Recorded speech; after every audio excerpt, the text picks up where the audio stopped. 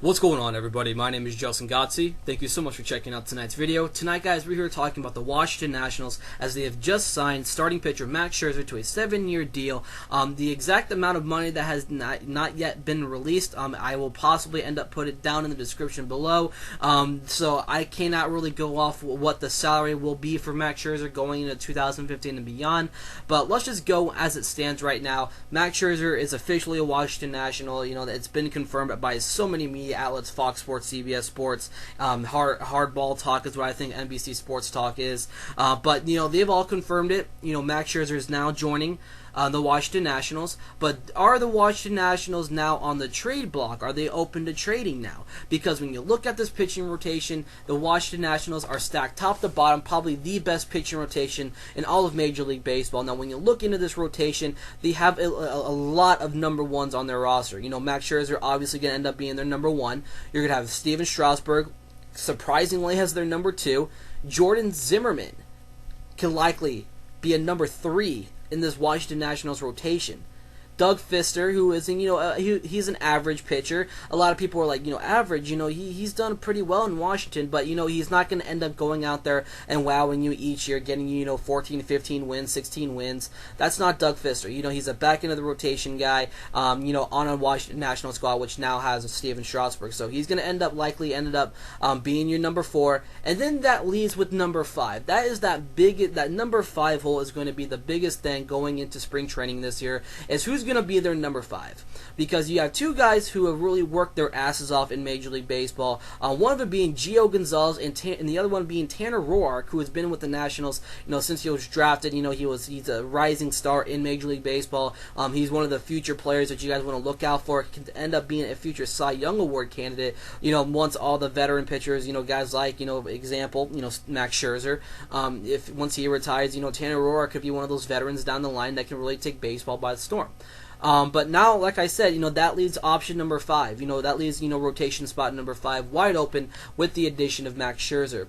But other than that, the Washington Nationals over the past couple of seasons have just done a great job, gaining talent left and right. They got the additions of Denard Span, they got Jason Worth, the development of Bryce Harper is going down really well. Anthony Rendon taking over third base, Ryan Zimmerman going over to first base full time, Danny Espinosa over at second base. They just got Yunel Escobar. Ian Desmond is going to be that only big question on this roster. Is he going to be with the team to start the 2015 year?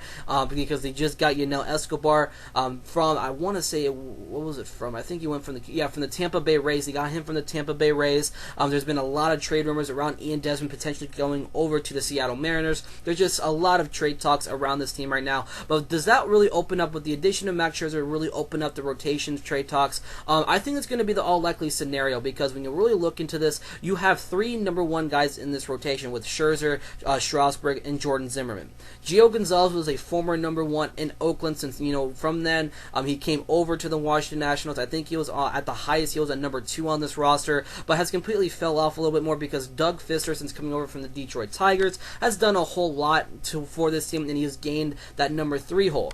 But now that, you got the addition of Max Scherzer, Gio Gonzalez is just right on the cusp of potentially either falling off of this rotation and potentially ending up getting traded out of Washington, or it's going to end up being Tanner Roark, who's going to end up going from being a rotation guy to being in the bullpen. I think that bullpen is that ultimate, thing where the Nationals really need to step up a whole lot more, because they just traded Tyler Clippard away to the Oakland Athletics to get Yunel Escobar, excuse me, I said it was the Tampa Bay Rays earlier, but he was actually traded to the Oakland Athletics in exchange, for the whole Ben Zobrist ordeal. So we all know how that went down. But needless to say, the Washington Nationals did get Yunel Escobar, so that is a great addition there.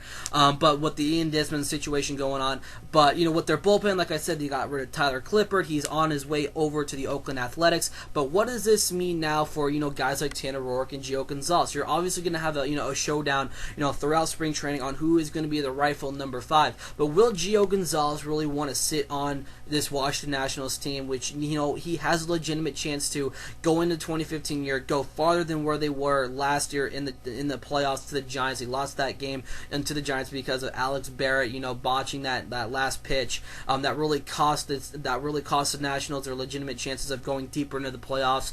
And the bullpen is that biggest is that needs to be that bread and butter of this roster. It really needs to step up a whole lot. And maybe a guy like Tanner Roark will be a great addition to that bullpen, coming from the rotation into the bullpen, because he does have starting potential. But you know what? That also leaves up a door for him to really be like, do I really want to be do I want to be in a bullpen? Do I want to come in relief? I think that Gio Gonzalez and Tanner Roark could potentially end up asking for a trade, whether and who's going to end up getting beat out. I think all the likeliest scenario is that with the addition of Max Scherzer and everybody going to be, dropping down a spot in the rotation, Gio Gonzalez does not want to be a number 5. I guarantee you he is not capable of potential ending up being a number 5, because he can end up being a number 1 or at number 2 or at worst a number 2 on a roster.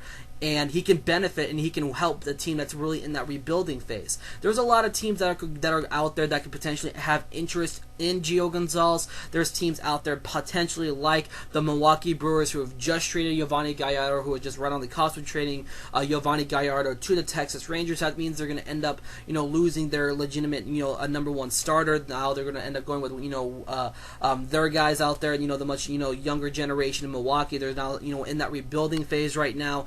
I know that the St. Louis Cardinals are out there in game right now trying to trade, but I don't know if they want to trade within the National League. For the Nationals, I don't know if they want to trade away to the Central Division.